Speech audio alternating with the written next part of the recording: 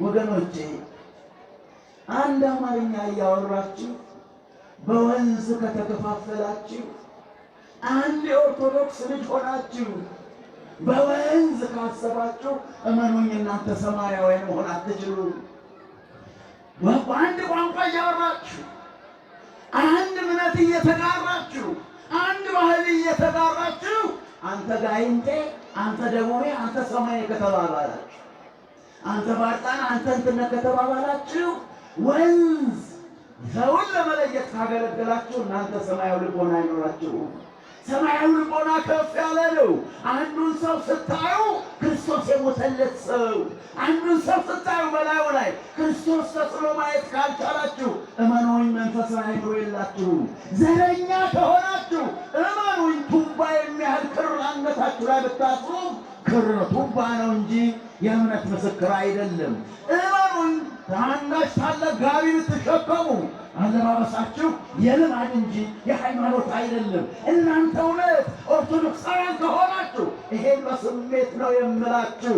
በስመ አብ ወወልድ ወመንፈስ ቅዱስ አሐዱ አምላክ በአንድነቱ ለሚቀደስ በሦስትነቱም ለሚወደስ በመለኮቱ በቦታ ሁሉ የሞላ በሆነ በዓለም በማይወሰን ሀልዎት ዓለምን ወስኖ በሚኖር በቻይነቱም የውስጥ ጭንቀታችንን በሚያቃልል በጥበቡም የጥበበኞች ሁሉ ጥበበኛ በሆነ ከማዳኑ ኃይል በቀር ከፍቅሩ ዙፋን ስር ከሚፈልቁት ከርኅራኄው ከቸርነቱ ከመሐሪነቱ በቀር ቢቀጣ የቅጣቱን እሳት ቢቆጣ የቁጣውን ጽናት ሊቋቋም የሚችል ፍጥረት በሌለ ይህ ፊተኛ ነው ይህ ኋለኛ ነው በማይባል በአንዲት ምክር በአንዲትም ንግግር ዓለምን በሚያስተዳድር በቅድስት ሥላሴ ስም ለሥላሴ በምድርና በሰማይ በባሕርና በቀላይ የሚኖር ፍጥረት ሁሉ ክብርና ምስጋና ውዳሴና አምልኮ ሕያው ለሆነ ስም ለሥላሴ ያቅርብ። ሥላሴን አመስግኑ። ወገኖቼ ዛሬ በዚች ጥቂት ደቂቃ እግዚአብሔር መንፈስ ቅዱስ ቢፈቅድ የምንነጋገርበት የትምህርታችን ርዕስ ያልፍ ዘንድ ግድ ሆነበት የሚል ነው። ምን ይል ዘንድ ያልፍ ዘንድ ምን ሆነበት? ግድ ሆነበት። ወገኖቼ ምንም እንኳ የጓዳውና የማጀቱ ስራ አስፈላጊ ቢሆንም ምንም እንኳ ማህበራዊው ሕይወት ቸል የማይባል የማይታለፍ የማይዘነጋ ቢሆንም ለሁሉም ጊዜ ያለውና ይህ ጊዜ የክርስቶስ መንግሥት በቃሉ ምዕመናንን የሚባርክበት ነው። ክብር ምስጋና ለስሙ ይሁን። አሁን በዚህ ሰዓት ሌላ ጉዳይ የለም ወገኖቼ። አታውቁምና የእግዚአብሔርን ቃል አታውቁምና ትስታላችሁ ተብሏል። እንዳንስት ይህ ቃል ሊፈርድብን ዛሬ ወደ ከተማይቱን ይጣራል። የእግዚአብሔር ድምፅ እናንተን ይጣራል። የእግዚአብሔር ድምፅ እናንተ የደም ዋጋ የተከፈለባችሁ ርስቱ የሆናችሁ ምዕመናን የእግዚአብሔር ድምፅ ይጠራችኋል። የጠራችሁ ክብር ምስጋና ለስሙ ይሁን። ቃሉ ወደ እናንተ ሕይወት ይሆናችሁ ዘንድ በዚህ ሰዓት የእግዚአብሔር ድምፅ ይጣራል። ወገኖቼ መቼም የእግዚአብሔር ቃል ዕለት ዕለት አዲስ ነው። ቃልህ ለጉሮሬ ጣፋጭ ነው እንዲል ጣፋጭ የሆነውን ቃል በእኔ አንደበት ሳይሆን ስለ እናንተ ከዚህ መካከል አንድ ንጹሕ አይጠፋምና ስለ እርሱ ስለ ንጹሑ ሲል የአባታችን የብፁዕ አባታችን ጸሎትና ቡራኬ ረድቶን ቃሉን እንደሚገባ እንድንናገር የማፈቃድ ይሁን። አልሰማችሁም? የማፈቃድ ይሁን። አልሰማሁም? የማፈቃድ የእግዚአብሔር ፈቃድ ይሁን። ምክንያቱም ምን ያወቅ በቃው ነቃሁ ብዬ ባስተምር እጮህባችኋለሁ እንጂ ለንስሐ አላበቃችሁም።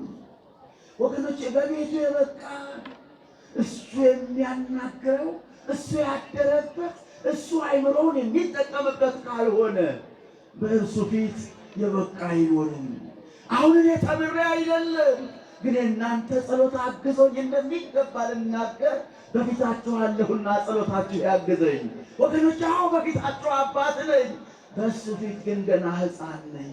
አዎ በእናንተ ፊት አስተማሪ ነኝ፣ በእሱ ፊት ግን ገና ፊደል ቆጣሪ ተማሪ ነኝ። አዎ በእናንተ ፊት እረኛ ነኝ፣ በጌታዬ በኢየሱስ ክርስቶስ ፊት ገና ተቅበዝባዥ በግ ነኝ። ወገኖቼ ስለዚህ አወኩ በቃው ብዬ ሳይሆን እኔ ቆሜ እናንተ ተቀምጣችሁ ማን ያስተምረን? ማን ያስተምረን?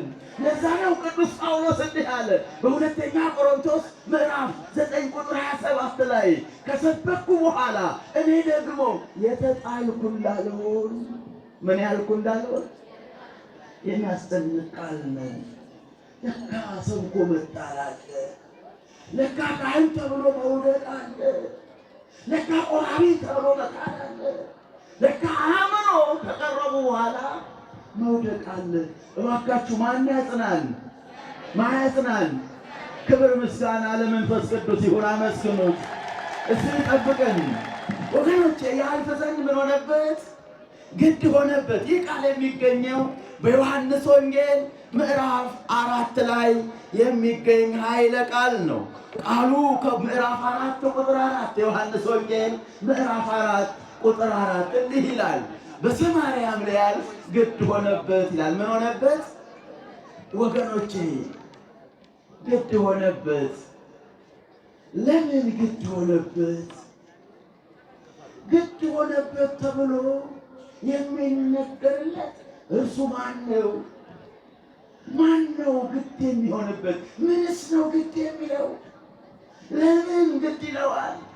ወገኖቼ አንዳንዴ በእኔና በእናንተ ሕይወት ውስጥ ግድ የሚለን ነገር ምንድን ነው? ያልፍ ዘንድ ግድ ሆነበት። በማይኬድበት መንገድ ይሄድ ዘንድ ግድ ሆነበት። ምን ሆነበት? ምን ሆነበት? ግድ ሆነበት። ምንድን ነው ግድ የሚለው? ጌታዬን ግድ ያለው ምን ይሆን? ለምንስ ግድ ይለዋል? ይህን ያህል ግድ ብሎት የሚጨነቅለት በዚህ ምድር ማን ይሆን? ቃሉ እንዲህ ይላል፣ ወደ ገሊላ ለመሄድ በሰማርያ ሊያልፍ ግድ ሆነበት። በሰማርያ ሊያልፍ ጉዞ ወደ ገሊላ ነው። ይሁዳ ለቆ ወደ ገሊላ በሚሄድ ጊዜ በሰማርያ ሊያልፍ ግድ ሆነበት ይላል። በሰማርያ ሊያልፍ ግድ ሆነበት። ወገኖቼ ይሁዳ ለቆ ወደ ገሊላ ለመሄድ የተነሳው በይሁዳ ያለው አገልግሎት በዛን ሰዓት የሚነሳውን ተቃውሞ ያለ ጊዜው አይጋፈጥምና የተነሳውን ነገር ያለ ጊዜው ምንም ነገር ሊከናወን ዘንድ አይፈቅድምና ይሁዳ ለቆ ወደ ገሊላ ለመሄድ በተነሳ ጊዜ በማይኬድበት ባልተለመደ መንገድ ያልፍ ዘንድ ግድ ሆነበት። ወገኖቼ የሥራው መሳካት ተቃውሞ የሚያስነሳ በመሆኑ ተቃውሞውን ያለ ጊዜው ተቃውሞ መነሳቱ ተቃውሞውን መጋፈጥም ያለ ጊዜው አይሆንምና ሁሉ በፈቃዱ ሁሉ በጊዜው ይሆናልና ያልፈዛን ሰዓት አልፎ መሄድ አስፈለገው። ወደ ገሊላ ለመሄድ በተነሳ ጊዜ የሐዋርያት መንገድ የአይሁዳውያን መንገድ ሰማርያን ሳይረግጡ የማለፍ ልማድ ነበራቸው። እንግዲህ ሰማርያ የሚለው የሚያመለክተው ከተማን ብቻ ሳይሆን ክፍለ ሀገሩን ጭምር ስለሆነ አይሁዳውያን ዮርዳኖስን ተሻግረው በስተ ምስራቅ እያለፉ ሰማርያን ሳይረግጡ የማለፍ ልማድ ነበራቸው። ዛሬ ግን አሁን ይሄ ልማድ የሚከበርበት ሁኔታ አልተከሰተም። ይሄ ልማድ የሚሻርበት ሁኔታ ተከሰተ።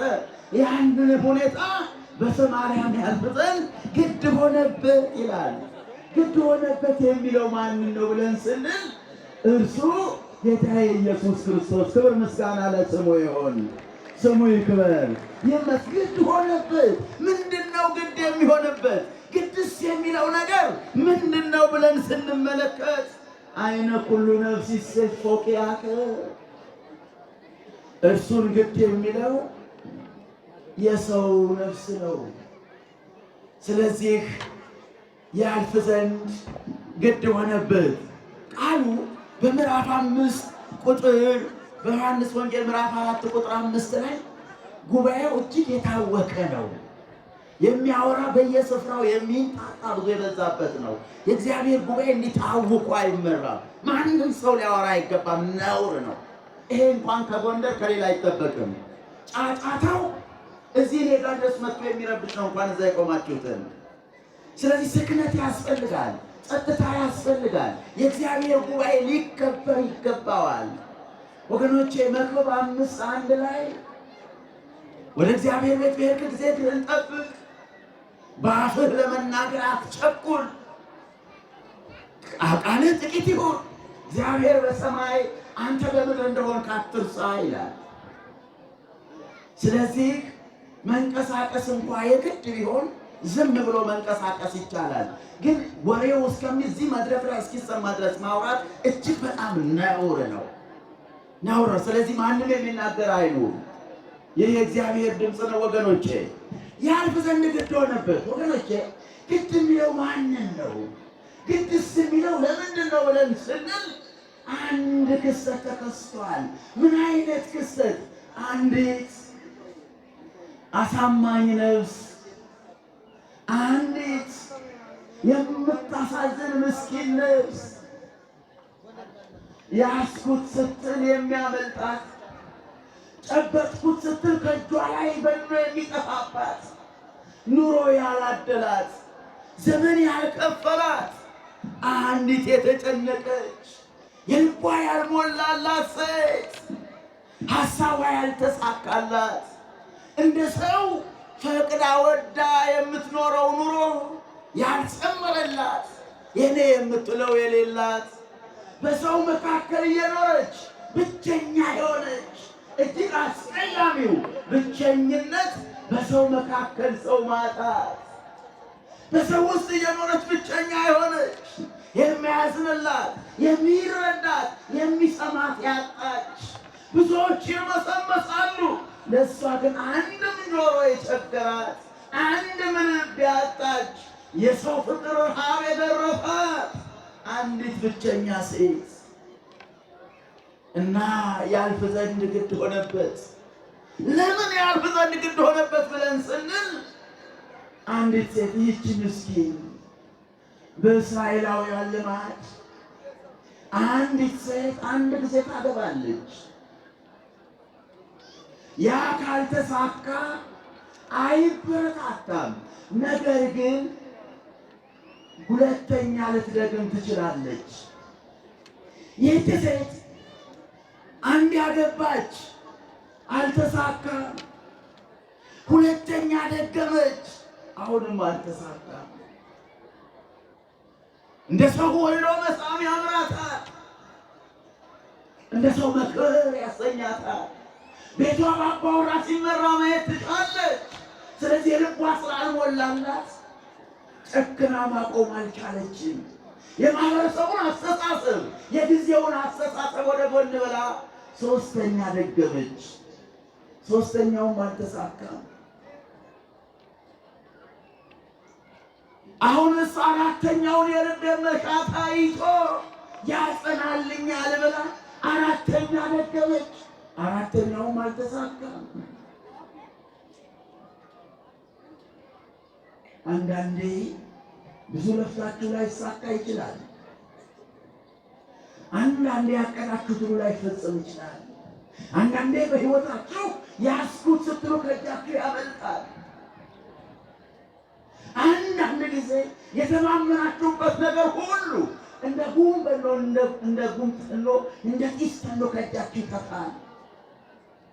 ስለዚህ ይህች ሴት አምስተኛ ደገመች። አምስተኛውም አልተሳካም።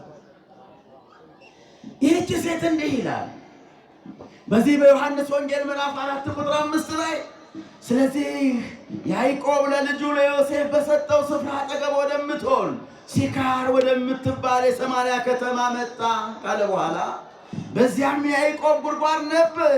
ኢየሱስም መንገድ ከመሄድ ደክሞ በጉድጓድ አጠገብ እንዲህ ተቀመጠ። ጊዜውም 6 ሰዓት ያህል ነበር አለ። ስንት ሰዓት ነበር? ከኔ ጋር ናችሁ? ስንት ሰዓት ነበረ? 6 ሰዓት ያህል ነበር። ከሰማርያ አንዲት ሴት ውሃ ልትቀዳ መጣች። ወገኖቼ አሁን ያልተሳካላት አይደለም። ትለፋለች፣ አልሆነም። ታስባለች፣ አልተሳካም። ታቅዳለች፣ አይሰምርም፣ አይፈጸምም።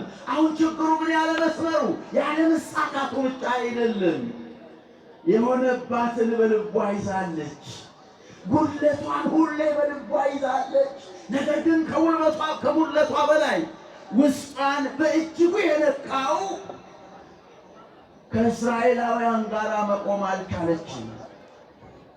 ምክንያቱም የሚያዩዋት ሁሉ አያችኋት ይህችን ገፊ እያሉ ይጠቋቆሙባታል።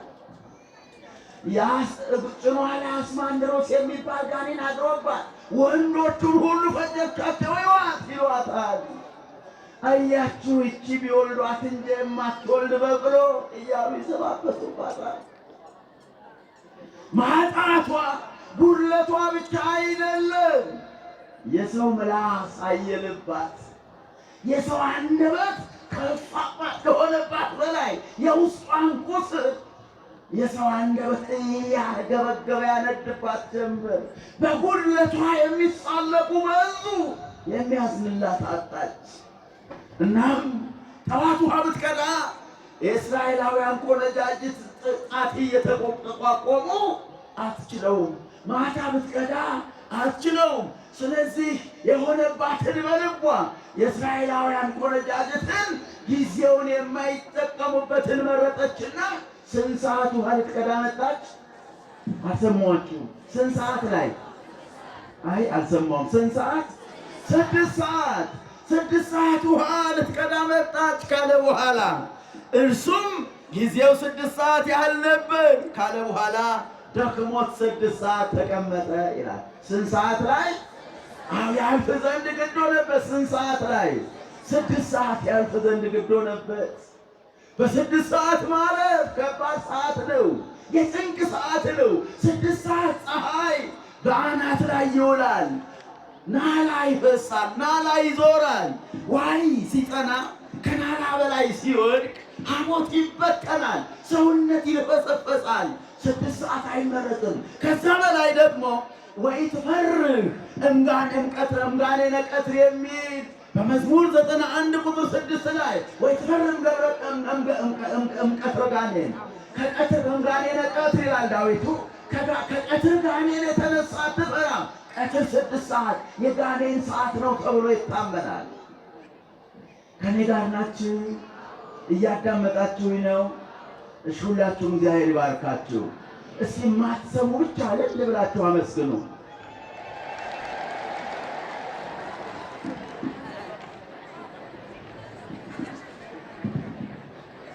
እሺ፣ አሁን የምትሰሙ ብቻ ዝም በሉ። እሺ፣ የሚሰሙ አይሳሳቱም። የማትሰሙ በዚህ ብቻ ለምትሳሳቱት ወደፊትም ነው የምትስቱት። እግዚአብሔር ልቦና ይስጠን ለሁላችንም። አመስግኑት ሁላችሁም አንድ ላይ።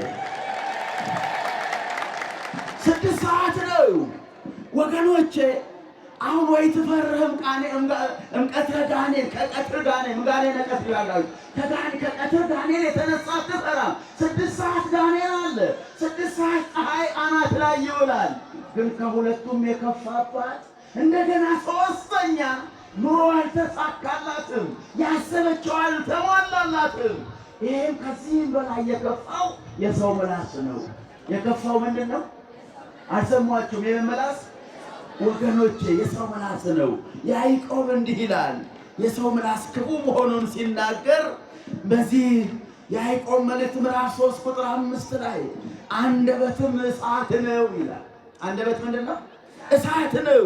አንደበት በብልቶቻችን መካከል አመፀኛ ዓለም ሆኗል። ሥጋን ሁሉ ያሳድፋልና የፍጥረትንም ሩጫ ያቃጥላል፣ በገሃነምም ያስጥላል ይላል። ይህችን ሴት ከሰው የለያት አንደበት ነው። የሰው ምላስ ነው የለበለባት። ከፀሐይ ከ6 ሰዓት ፀሐይ ይልቅ የፈራችው የሰው ምላስ ነው ወገኖቼ። ፀሐይ ላይን ይለበልባል፣ የሰው ምላስ ግን ልብን ይለበልባል። ፀሐይ ላይን ይጎዳል፣ የሰው ምላስ ግን ውስጥን ይጎዳል። ወገኖቼ ይህቺ በቅሎ አትበሉ፣ ቢወልዷት እንጂ የማትወልድ አትበሉ። እናንተ ልጅ የሰጣችሁ ጽድቃችሁ አይደለም። አያመጣ ፋሽ አትበል፣ አንተ የተሟላለህ በጽድቅህ አይደለም፣ በጽድቅህ አይደለም። ወገኖቼ አትሙ፣ ሰውን አትሙ። አንድ ጊዜ እዚህ ጎንደር እንኳን ሐሜት የለም አሉ፣ ሐሜት የለም አሉ እና ወደ ሌላ ቦታ ነው ያው አሁን ቦታ መጥራት ጾም ስለሆነ አልጠራም ቦታ። የኔ ሚስት በጭራሽ ሚስጥር ጠባቂ ናት አለ ባልየው። ኧረ ተው ሚስጥር ትጠብቃለች? አይ ጠባቂ ናት ብለን በሚስቴ ተማመናለሁ አለው። እንግዳው እንወራረድ ተባባሉና አንድ የቤት ስራ ተሰጣጡ። አንድ እንቁላል ይዞ ተኛና ጠዋት ሲነሳ እንቁላሉን አልጋው ላይ እንድታየው ያደርጋል። ወይ ተስማሚ ምን እንቁላል ነው ስትል፣ ወይ አየሽው ሚስቴ ገበናዬን በለሰው እንዳታወጪ እንቁላል ወርጄ ነው ይላታል። ወይ ጉድ ስትል ከነከን 3 ሰዓት ድረስ ቆየች። 3 ሰዓት ላይ ቡናዋን ጣለችና ጎረቤቷን ጠራች። ከሊያ ቤት እንደው ሚስጥር ብነግርሽ አትናገሪ፣ እኔ ታድነኝ እንዴ እኔ ካፌ አንቺ ተደቀም አትልም ማለት ደግሞ አትናገሪ። አዎ በጭራሽ አልናገርም። እውነትሽን ነው። እስኪ ማይ ሙች ማለት ነው። ባሌ እኮ ዛሬ ለሊት 2 እንቁላል ወልዶ አደረ። ከዛ ደግሞ ያቺ የማለችው ስትሮጥ ሄደችና ቡናዋን ጣለችና እሷም ሌላዋን ጎረቤቷን ጠራች። እንደሆነ ነገር ሰምቼ አትናገሪ፣ እኔን ታውቂኝ፣ እኔ እኮ ካፊያን የተገረበች ለማለት አትናገሪ። አልናገርም። የአካሊት በዓል እኮ 3 እንቁላል በየቀኑ ይወልዳል ሲባል 10 ደረሰና በኋላ ወንዶቹ ጉዳዩን ሰምተው አንተ ነው ገበናህንም የማትሸፍን ምን ነው አለው። በየቀኑ 10 እንቁላል ትወልዳለህ አለው አደኛው። ወገኖቼ አንዳንድ ጊዜ የማይወራውን ለማውራት የሚወራውን ደግሞ ለማዋሸት አንዳንዴ የታበሉ ልቡናዎች፣ አንዳንዴ በመንፈስ ቅዱስ ያልተቃኙ ሰውነቶች አንዳንዴ የማይገነባ ስራን ይሰራሉ። ስለዚህ ይህች ሴት የከፋባት ከሁሉ በላይ ያየለባት የሰው አፍ ነው። አትሙ። ጴጥሮስ እንደዚህ ይላል አንደኛ ጴጥሮስ ምዕራፍ 2 ቁጥር 7 ላይ እንደዚህ ይላል። ልብ ብላችሁ ወንዶች ስሙ ይሄን ቃል። ባሎች ሆይ ይላል።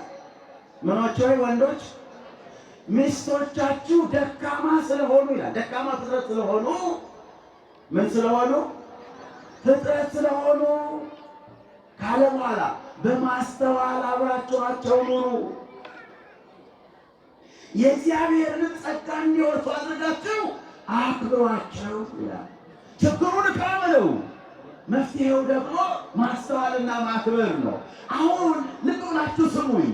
ደካማ ፍጥረት ስለሆኑ አሁን የዚህ ድካም መፍትሄው በማስተዋል የሚስተካከል መፍትሄ፣ የሚስተካከል ድካም፣ እንደዚሁ ደግሞ በማክበር የሚስተካከል ምን አይነት ድካም ነው ብለን ስንል ወንዶችና ሴቶች በስነ ፍጥረት ሰው በመሆን ረገድ አንድ ናቸው።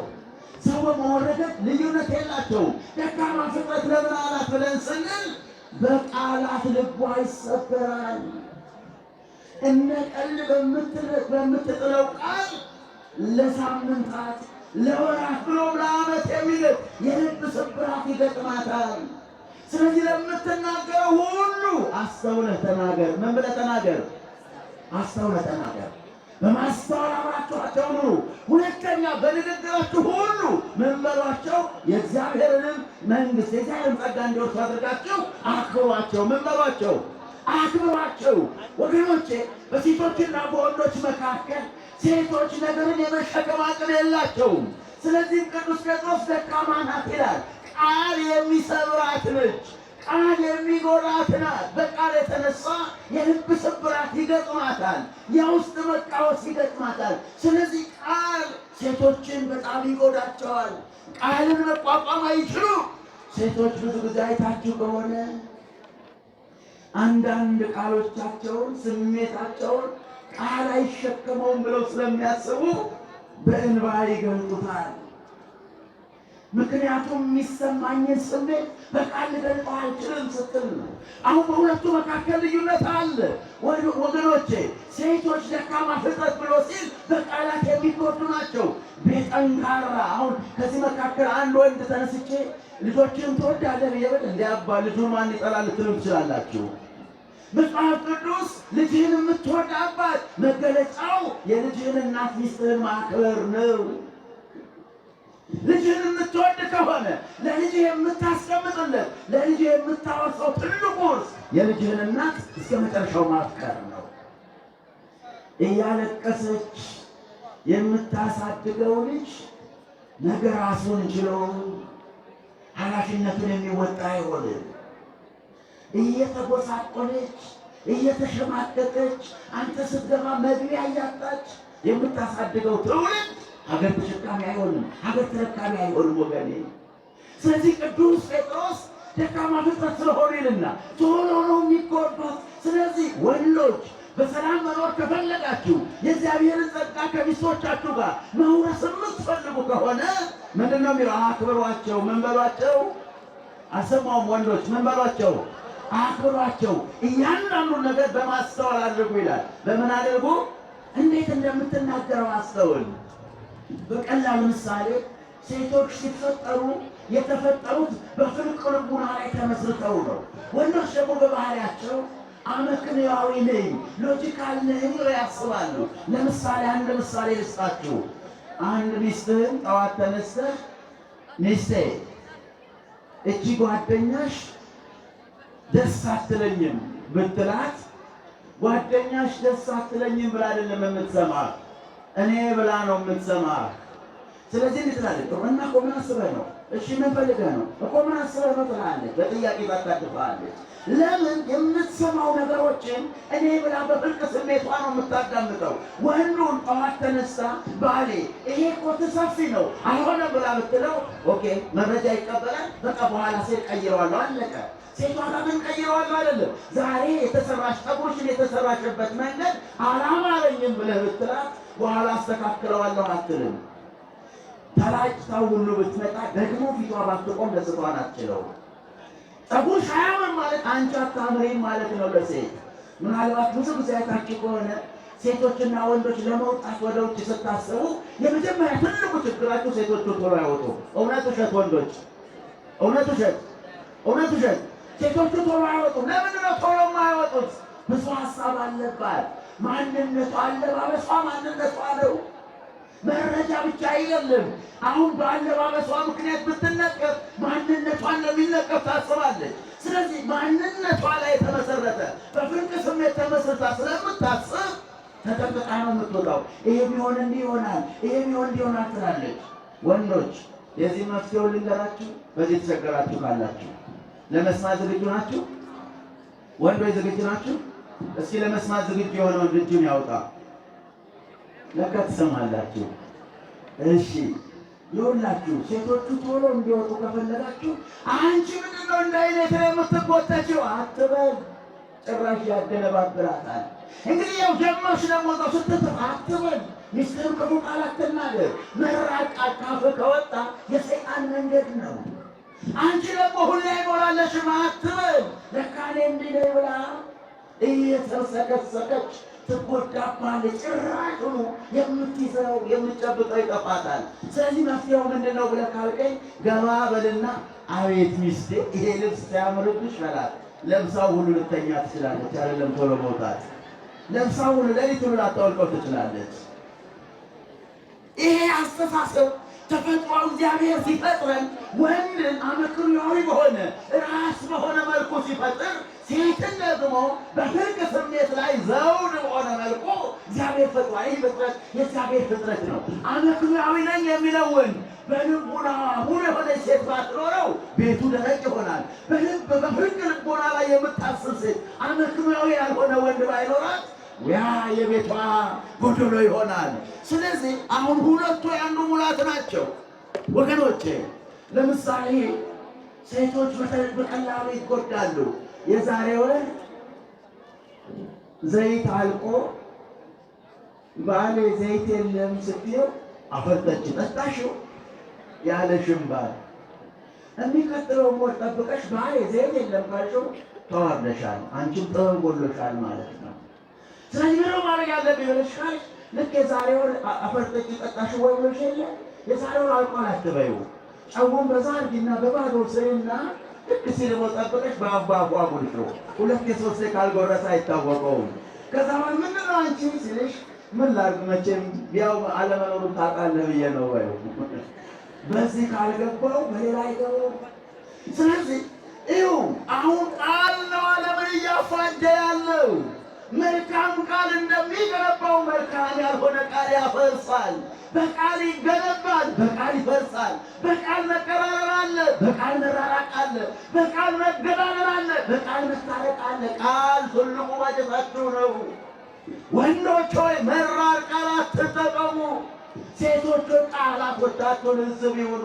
ይህ በክርስቶስ ለእናንተ የኑሮ መመሪያ ሆኖ የተሰጠ ቃል ነው። እንዲህ ካልሆነ በገዛ ቤቱ ሲኦልን እዚሁ ትለማመዳለህ።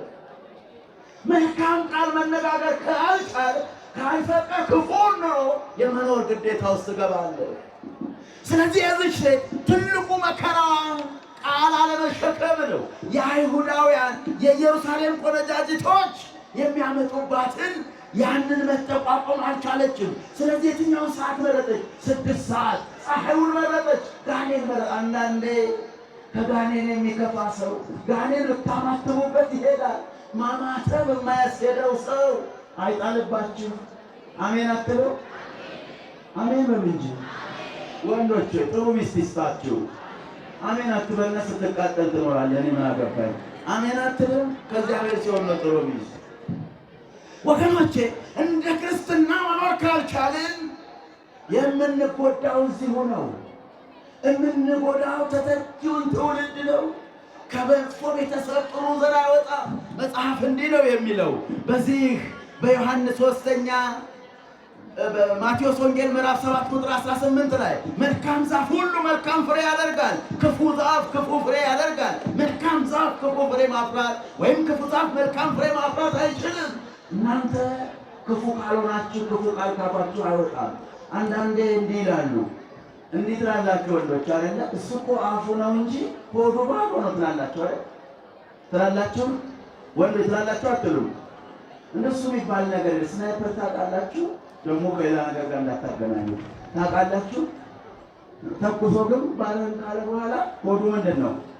ግንባር ብሎ ባዶነት የለም። ግንባርሽን ካለሽ በኋላ ሆዱ ባዶ፣ እንደሱ ብሎ ነገር የለም። ክርስቲያን እይጻብይ ነገር ማኮክሙ ካፋችሁ ክፉ ነገር አይውጣ፣ መራር ነገር አይውጣ። ምክንያቱም የሰይጣን መንገድ ነው ወገኔ። ስለዚህ የዚህ ሴት ትልቁ ችግሯ የሰዎችን አንደበት አለመቻል ነው። ዛሬ ብዙ ሴቶች የዚችን ሴት ይወክላሉ። የዚችን ሴት ሕይወት የሚመስሉ በሰው መካከል እየኖሩ ሰው ያጡ፣ በሰው መካከል እየኖሩ ሰው የራባቸው፣ በሚርመሰመስ ቤተሰብ ውስጥ እየኖሩ ሰው የቸገራቸው። ሁሉም የሚያወራው የራሱን ነው፣ የሚደማመጥ የለም። ሁሉም ያወራል፣ የሚሰማ የለም። ወገኖቼ አስተዋይ ልቦና መድኃኒዓለም ያደለን። ስለዚህ ይህች ሴት ተጨንቃለችና በ6 ሰዓት በማይኬድበት መንገድ ይሄድ ዘንድ ምን ሆነበት? ትምህርቴን ጠቀላለሁ። ምን ሆነበት? ግድ ሆነበት። ከዛም ጊዜው 6 ሰዓት ነበር። ከሰማርያ አንዲት ሴት ውሃ ልትቀዳ መጣች። ኢየሱስም ውሃ ጠጭኝ አላት። ምን አላት? ሰው ለራባት ሰው ሆኖ መጣላት። ክብር ምስጋና ለስሙ ይሁን። ሰው ለራባችሁ፣ ሰው ላገለላችሁ፣ ሰው ለገፋችሁ ሰው ሆኖ የመጣው መድኃኒዓለም አይተዋችሁም። ክብር ምስጋና ለስሙ ይሁን። አይጸየፍም። ሰው የራቃትን ሰው የጠላትን አልጠላትም። አልጸየፍሽም ሲላት ውሃ ጠጪኝ። እጇ የነካውን ሊጠጣ ፍቅሩን ገለጠላት። እንደማይጸየፋት በተግባር አሳያት። እኔና እናንተ እኮ እንገፋፋለን፣ እኔና እናንተ እንጸያየፋለን። አልጸየፋችሁም ሲል ትምህርቴን መጠቅለል ስለምፈልግ አጠር እያደረግኩ ሄዳለሁ። ወገኖቼ ውሃ ጠጭኝ አላት። የእሷ መልስ ግን የሚያስደነግጥ ነው። እንዴ ጉዴን የማያውቅ ሰው መጣ ብላ ያሰበች ይመስላል። ታሪኬን ባያውቅ ይሆናል እንጂ እንዴት የነካትን ይጠጣል ብላ የደነገጠች ይመስላል። እና ምን ያለችው? አንተ አለባበስህ፣ አነጋገርህ አይሁዳዊ ነህ፣ እኔ ደግሞ እንዴት ከሳምራዊቷ ውሃ ትጠይቃለህ አለችው። ምክንያቱም በሁለቱ ዓለም የነበረውን ኑሮ ዜና መዋዕል ዘርዝሮ ያስረዳል። ይለያዩ ነበር። አይሁዳዊና ፈሪሳዊ ሳምራዊ የተባባሉ ይከፋፈሉ ነበረ። እስከ ዛሬ ድረስ በኢየሩሳሌም የማያባራው ጦርነት ምንጩ የዘረኝነት ጉዳይ ነው ወገኔ። አንድ ቦታ እየኖሩ ግን ላይ ቤታች ቤት አለ። ወገኖቼ አንድ አማርኛ እያወራችሁ በወንዝ ከተከፋፈላችሁ፣ አንድ የኦርቶዶክስ ልጅ ሆናችሁ በወንዝ ካሰባችሁ፣ እመኑኝ እናንተ ሰማያውያን መሆን አትችሉም። በአንድ ቋንቋ እያወራችሁ፣ አንድ እምነት እየተጋራችሁ፣ አንድ ባህል እየተጋራችሁ፣ አንተ ጋይንቴ፣ አንተ ደቡቤ፣ አንተ ሰማይ ከተባባላችሁ፣ አንተ ባርጣን፣ አንተ እንትን ከተባባላችሁ፣ ወንዝ ሰውን ለመለየት ካገለገላችሁ እናንተ ሰማያዊ ልቦና አይኖራችሁም። ሰማያዊ ልቦና ከፍ ያለ ነው። አንዱን ሰው ስታዩ ክርስቶስ የሞተለት ሰው፣ አንዱን ሰው ስታዩ በላዩ ላይ ክርስቶስ ተስሎ ማየት ካልቻላችሁ እመኑኝ መንፈሳዊ አይምሮ የላችሁም። ዘረኛ ከሆናችሁ እመኑኝ ቱባ የሚያህል ክር አንገታችሁ ላይ ብታስሩ ክር ቱባ ነው እንጂ የእምነት ምስክር አይደለም። እመኑኝ ታናሽ ታላቅ ጋቢ ብትሸከሙ አለባበሳችሁ የልማድ እንጂ የሃይማኖት አይደለም። እናንተ እውነት ኦርቶዶክሳውያን ከሆናችሁ ይሄን በስሜት ነው የምላችሁ፣ አይገባችሁም። የልባችንን ስሜት እንዴት አድርገን መግለጽ እንደምንችል አናውቅም። እየተቃጠል በሚቃጠል ስሜት ግን ሐዘናችንን፣ እንቆቅልሻችንን፣ ለሰው የማይነገረውን ሚስጥር ይዘን በዘር ከተከፋፈላችሁ እንላለን። አዎ ላይ ቤታችሁ ከተባባላችሁ፣ አንዱ አንዱን በወንዝ እየሄዳችሁ ከተገፋፋችሁ፣ እመኑኝ ማርያምን እናንተ ኦርቶዶክስ አይደላችሁ። ድንግል ማርያም ምስክሬ ናት። እናንተ በወንዝ ከተለያያችሁ፣ ምክንያቱስ አንተ በወንዝ አንድ ቋንቋ እየተናገርክ አንድ እምነት እየተጋራህ ላይ ቤታችሁ በዘር ከተከፋፈል ሌላ ቋንቋ የሚናገረው ሌላውን ሌላው ያደረገው ምን ይደንቃል? ይደንቃል። አንተ አንድ ቋንቋ እየተነጋገርክ ካልተዛዘንክ ሌላው ባያዝንልህ ምን ያስደንቃል? እመነኝ አንተ አጠገብ ላለው መከታ ካልሆንከው ሌላው አሳልፎ ቢሰጥህ፣ ሌላው መከታ ባይሆንህ ምን ይደንቃል? አውጥተህ ወይም ከዓይንህ ግንድ የሚያህለውን ጉድፍ አውጣ።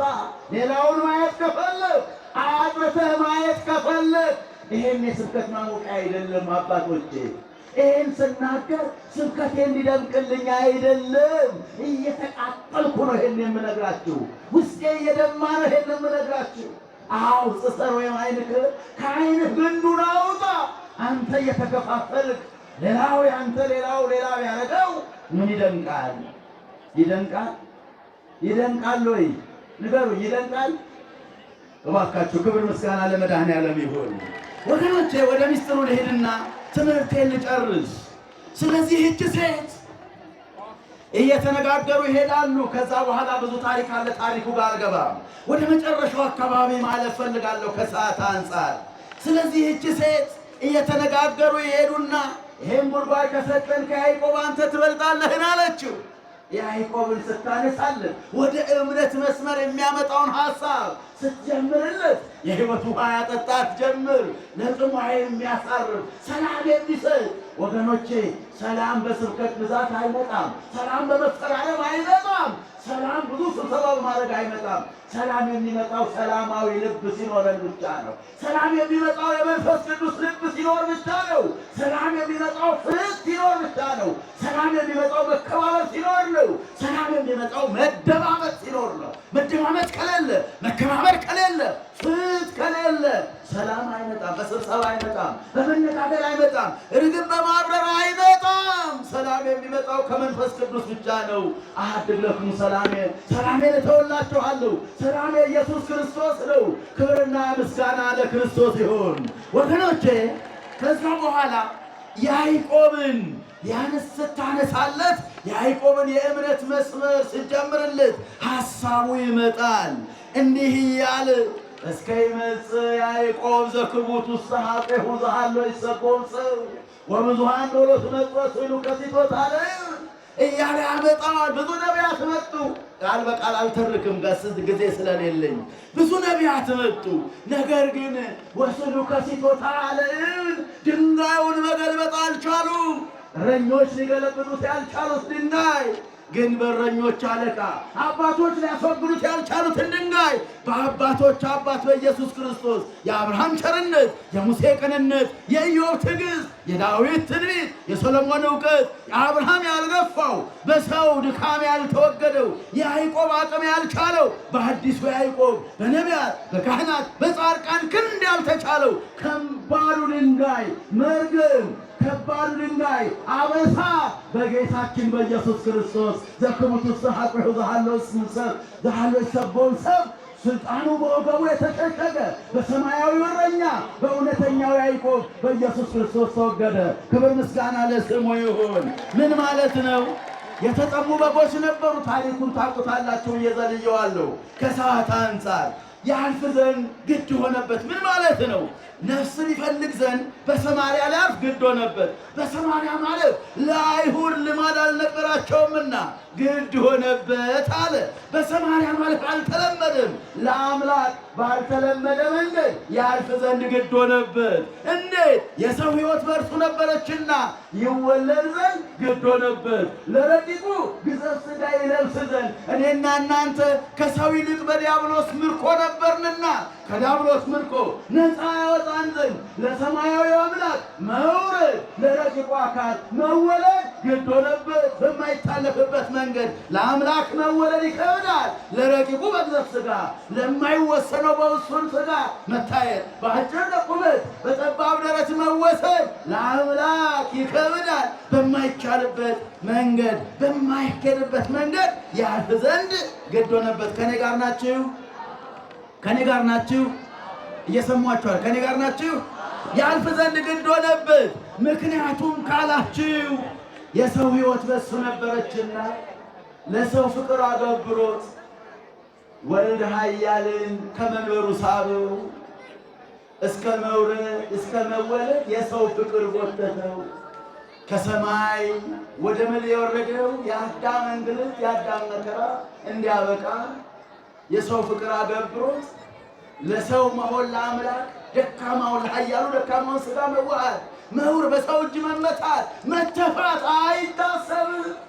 ለእኔና ለእናንተ ለደካሞቹ ሲል ደካማ ይባል ዘንድ ግድ ሆነበት። አዎ አይተኛም። ትጉህ ዘይነው ፈጣሪ ዘይነ ሳይተኛ የሚጠብቅ መድኃኒዓለም ደከመ ይባል ዘንድ ታንቀላፋ ይባል ዘንድ ግድ ሆነበት ወገኖቼ። ምክንያቱም የሰው ሁሉ ነፍስ በእርሱ ነበረችና ያው ባልተለመደ መልኩ ለአምላክ ሰው መሆን፣ ለረቂቁ በግዘፍ ሥጋ ለፈጣሪ በፍጡር ሥጋ መውረድ መወለድ፣ ኃያሉ ደካማውን የሰው ልጅ ሥጋ መዋሃድ፣ ዓለማትን የሚመግበው የጡት ወተት መመገብ፣ ሰማያትን ሳይተኛ የሚጠብቀው አንቀላፋ ይባል ዘንድ ርቦት አትክልት ፍሬ ይፈልግባት ዘንድ ተራበ ይባል ዘንድ ግድ ሆነ። ምን ሆነበት? ከኔ ጋር ናቸው? ምን ሆነበት? ምክንያቱም ለእኔና ለእናንተ ሲል ግድ ሆነበት ወገኖቼ። አዎ ያኔ ግድ ሆነበት። መቼም መዝሙሩ ያምራል፣ ሚስጥሩም ያምራል። ካለ ሰዓት አንጻር ግን እንዳበቃ ውስጤ እየነገረኝ ስለሆነ ላብቃ። ያልፍ ዘንድ ግድ ሆነበት። አሁን በማይው ልወለድ ብሎ ሲል አንድ ችግር ተፈጠረ። ምክንያቱም ዓለም አሁን የሰውን ወደ ቀደመ ክብሩ ይመልሰው ዘንድ እቺን በተረጋጋ መንፈስ በሁለት በሶስት ደቂቃ ሊጨርስ ነው። ከኔ ጋር ናችሁ? እያዳመጣችሁ ነው? እሺ የማታዳምጡ ብቻ እልል በሉ። እሺ የምታዳምጡ እልል በሉ። አሁን ወገኖቼ ለአምላክ ሰው መሆን በማይኬድበት መንገድ ይሄድ ዘንድ ግድ ሆነበት። መወለድ ግድ ሆነበት። ሳይወለድ ሊያድን አይችልም ወይ? እቺን በጥሞና አዳምጡኝ። አንዳንዶች ምን ይላሉ? እናንተ ወይ አትሳቱ፣ ለእግዚአብሔር ልጅ ለሰማይ ደጅ አትሳቱ፣ ለእግዚአብሔር ደጅ ለሰማዩ ደጅ ለእግዚአብሔር ልጅ አታበጁለት ይላሉ። ምክንያቱም አላህ ያለው ይሆናል። ሳይወድ ሳይወለድ መወለድ ግድ አይሆንበትም ይላል ሐዋርያው ቅዱስ ጳውሎስ። ይህን ሲመልስ እንዲህ ይላል፣ የመስቀሉ ቃል ለምኖች ሞኝነት ነው። ተናገሯ። ለምን ሞኝነት ነው? ለሚጠፉት ምንድን ነው? ለእኛ ለምንድን ግን ምንድን ነው? የእግዚአብሔር ኃይል ነው። ኃይል በመስቀሉ ለምን ብለን ስንል አንድ ምሳሌ ልስጥና ትምህርት የላብቃ። ያልፍ ዘንድ ምን ሆነበት ነው? እርሳችን ይወለድ ዘንድ ግድ ሆነበት የሚለው ጋር ደርሰናል። የሰውን ሕይወት ያድን ዘንድ መወለድ ግድ ሆነበት። አንድ ምሳሌ ልስጣችሁ። እስኪ ከምሳሌው ጥያቄ ልጠይቃችሁ። እግዚአብሔር ሳይወድ ሳይወለድ ማዳን ሰው መዳን ይችላል የምትሉ እጃችሁን አሳዩ። ሳይወለድ ሳይወድ ሰው ሊድን ይችላል የምትሉ እጃችሁን አሳዩ። እግዚአብሔርን ይችላል አይችልም ማለት የማይሆን ስለሆነ ቃሉ አልሄድ ስላለኝ ይችላል የምትሉ እስኪ ሳይወለድ ሰው ማዳን ይችላል የምትሉ እጃችሁን አሳዩ። በደንብ አሳዩ። እንዲሁ ከሰማይ ሆኖ በቃሉ ብቻ ማዳን ይችላል የምትሉ እጃችሁን አሳዩ። በቃሉ ብቻ ማዳን ይችላል የምትሉ በደንብ አሳዩ። በደንብ አሳዩ። እንዲሁ ይችላል በቃሉ የምትሉ እሺ መልሱ። ደግሞ ሁለተኞቹ በቃሉ ቢችል ኖሮ መወለዱ ግድ አይሆንበትም ነበር የምትሉ እጃችሁን አሳዩ። መወለድ ግድ አይሆንበትም። ቅድም እጃችሁን ያወጣችሁ ከእነንትና ጋር ትመሳሰላላችሁ። ያሻ ያለው ይሆናል ከሚሉት ጋራ ወለደ ተወለደ አትበሉ ከሚሉት ጋራ። እስኪ አንድ ጥያቄ ልጠይቃችሁ። አንድ ሰው በከባድ ፍጥነት መኪና ያሽከረክራል። ምን ያሽከረክራል? ድንገት አንድ ሰው መኪና ውስጥ ገባበትና ገጭቶ ገደለው። ከዛ በሕግ ቁጥጥር ስር ዋለና ፍርድ ቤት ቀረበ። የት ቀረበ? ከዛ ደግ ዳኛ ገጠመው። ምን አይነት ዳኛ? ምን አይነት ዳኛ? ደግ ዳኛ። ስለዚህ ተከሳሽ በምን ወንጀል ተጠረጠርክ ሲለው ሰው በማጥፋት ወንጀል አለ። በቃ እኔ በጣም ደግ ዳኛ ስለሆን መቼም ሰው የገደለ እድሜ ልኩን ይታሰር ቢልም እኔ ግን ደግ ዳኛ ስለሆን በነጻ አሰናብቻለሁ ማለት ይችላል? ይችላል የምትሉ እጃችሁን አሳዩ። ይችላል የምትሉ እሺ፣ አይችልም የምትሉ እጃችሁን አሳዩ። እንዴ ለምን አይችልም? ደግ ዳኛ እኮ ነው፣ ቸር ዳኛ ነው። አይችልም? ምን ይከለክለዋል? ፍርዱ ይከለክለዋል። ከኔ ጋር ናቸው? ፍርዱ። ምክንያቱስ ዳኛው ቸር ነው ብሎ ሕግ ቢጥስ ከሕግ በታች ይሆናል፣ ሕግ ይፈርድበታል። ምክንያቱስ የተቀመጠውን ሕግ ካለፈ የወጣውን ሕግ ከጣፈ ዳኛው ዳኝነቱ ከጥያቄ ምልክት ስር ይወድቃል። እግዚአብሔር ዳኛ ነው ዳኛ አይደለም? እስኪ ዳኛ ነው የምትሉ እጃችሁን አውጡ። እሺ አውሩ። እግዚአብሔር ዳኛ፣ እግዚአብሔር ቸር ነው ቸር አይደለም? እግዚአብሔር ቸር ዳኛ ነው የምትሉ አመስግኑት። እግዚአብሔር ቸር ዳኛ ነው። ልብ በሉ ብዬ ነበር ትቼዋለሁ አይልም። በቃሉ ከሃሊ ነው፣ አይወላውልም። ብዬ ነበር ትቼዋለሁ አይልም። ይዋሽ ዘንድ ሰው አይደለም ተብሎ ተጽፏል። ስለዚህ የበላን የሞት ሞት ትሞታለህ። ሕጉ የሞት ሞት ነው። አስፈጻሚው እግዚአብሔር ነው። ዳኛው እግዚአብሔር ነው። ራሱ ያወጣውን ሕግ ራሱ የሚጥስ አምላክ አይደለም። ስለዚህ ምን አደረገ? አዳም እንዳይምረው ዳኝነት ከጥያቄ ምልክት በቃሉን አግባ እንዳይለው በቃ ትቼልሃለሁ እንዳይል ዳኝነት ከጥያቄ ምልክት ስር ይወድቃል። እንዳይተወው ፍቅሩ ለሱ ሲል እንዳይተወው ፍቅሩ አስገደደው። ስለዚህ ምን አደረገ? ስለ ፍርዱ ተገባለት፣ ስለ ፍቅሩ ያድነው ዘንድ ተወለደለት። ክብር ምስጋና ለስሙ ይሁን። ስለ ፍርዱ ተደብቶ፣ ስለ ፍቅሩ ተተክቶ፣ ስለ ፍቅሩ ተተክቶ ስለ ፍርዱ ተገብቶ ሞት የሚገባውን እኔ ልሙትልህ አንተ በሕይወት ኑር አለና ይወለድ ዘንድ ግድ ሆነበት። ክብር ምስጋና ለስሙ ይሁን። ሰው መዳን ካለበት ያንን ሞቱን የሚሞት እሱ ቤዛ ያስፈልግ ነበር። ቤዛ ሆኖ ምትክ ሆኖ በማይታለፍበት መንገድ ለአምላክ ወረደ፣ ተንገላታ፣ ተሰቀለ ይባላል። ምን ሆነበት? ምን ሆነበት? 6 ሰዓት ለሴቲቱ ተጠማሁ አለ፣ ውሃ ጠጭኝ አላት። 6 ሰዓት በጎቹ ተጠሙ፣ እኛ ተጠምተን ነበር። ተጠማሁ ብሎ 6 ሰዓት ስለእኔና ስለእናንተ በመስቀል ላይ ተጠማሁ ይል ዘንድ ምን ሆነበት? ተጠማሁ አለ።